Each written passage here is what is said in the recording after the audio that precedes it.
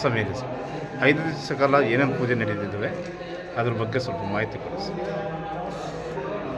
ಇದು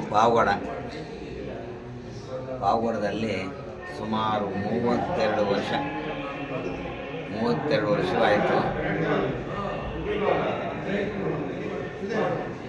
32 ವರ್ಷದ ಕೆಳಗೆ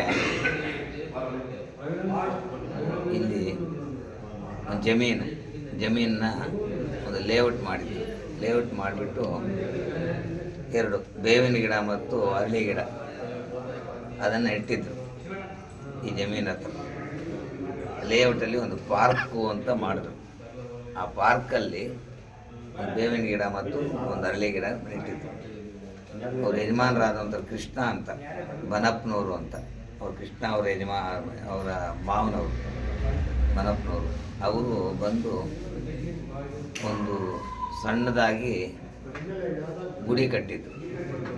9 ಸೈಜಲ್ಲಿ ಗುಡಿ ಕಟ್ಟಿದ್ರು. ಅದರಲ್ಲಿ ಬನಶಂಕರಿ ದೇವರನ್ನ ಪ್ರತಿಷ್ಠೆ ಮಾಡಬೇಕು ಅಂತ ನಮ್ಮ ಹತ್ರ ಬಂದು ಕೇಳಿದಾಗ, ಹಿಂದೂಪುರದಲ್ಲಿ ಶಂಕರ್ ಅಂತ ಬ್ರಾಹ್ಮಣೊಬ್ಬರು ಅವರು ವಿಗ್ರಹಗಳು ಮಾಡ್ತಾಯಿದ್ರು. ಅಲ್ಲಿ ಹೋಗಿ ಅವ್ರನ್ನ ಸಂಪರ್ಕಿಸಿ ಬನಶಂಕರಿ ಅಂತ ವಿಗ್ರಹ ಮಾಡಿಕೊಡ್ಬೇಕು ಅಂತ ಕೇಳಿದ್ರು.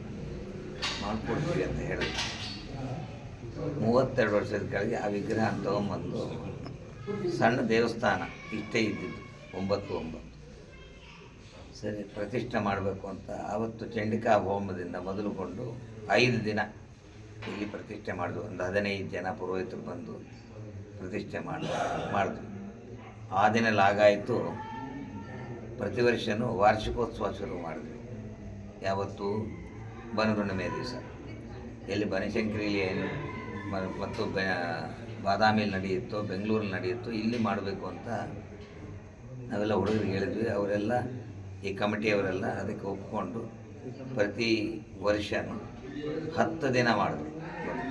10 ದಿನ ಈ ಕಾರ್ಯಕ್ರಮಗಳು ಮಾಡಿಕೊಂಡು ಒಂದೊಂದು ದಿನ ಒಂದೊಂದು ಅಲಂಕಾರ, ಒಂದೊಂದು ಪೂಜೆ, ಸಾಯಂಕಾಲದ ದೀಪಾರಾಧನೆ, ಅಭಿಷೇಕಗಳು, ನಾನಾ ರೀತಿಯಾದ ಒಂದು ಪೂಜೆಗಳು ನಡ್ಕೊಂಡ್ಬಂದು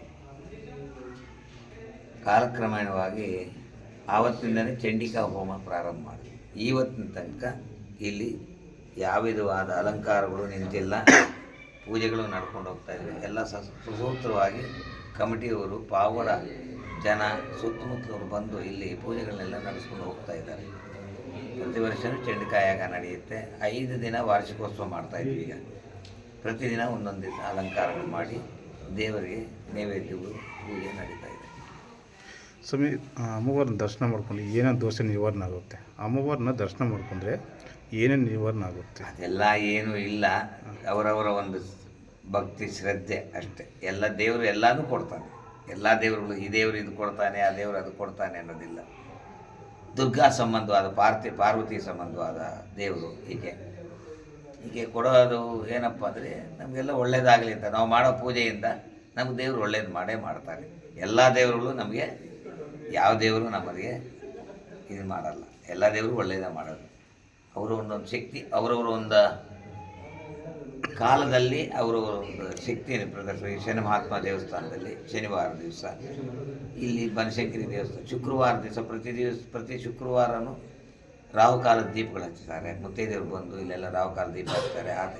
ಅದೇ ಸಂದರ್ಭದಲ್ಲಿ ದೇವ್ರಿಗೆ ಅಭಿಷೇಕ ಪೂಜೆ ನಡೀತಾ ಇರುತ್ತೆ. ಇಂಥ ದೇವರು ಇಂಥದ್ದೇ ಮಾಡ್ತಾನೆ ಅಂತಿಲ್ಲ. ಭಕ್ತರುಗಳೆಲ್ಲ ನಂಬಿಕೆ ಇಟ್ಕೊಂಡು ಮಾಡ್ಕೊಂಬಂದರೆ ಆ ದೇವರು ಯಾವತ್ತಿದ್ರು ಒಳ್ಳೆಯದೇ ಮಾಡೋದು. ದೇವರು ಯಾವತ್ತೂ ಕೆಟ್ಟದ್ದು ಮಾಡಲ್ಲ.